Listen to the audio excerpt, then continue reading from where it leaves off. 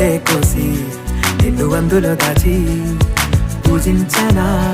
రక్తమందారాలతో కాలాన్నే మనం తిరిగి వెనకకే తోద్దామా మళ్ళీ మన కథనే రాద్దామా ఎలా విడిచి బతకనే పిల్లారా నువ్వే కనబడవా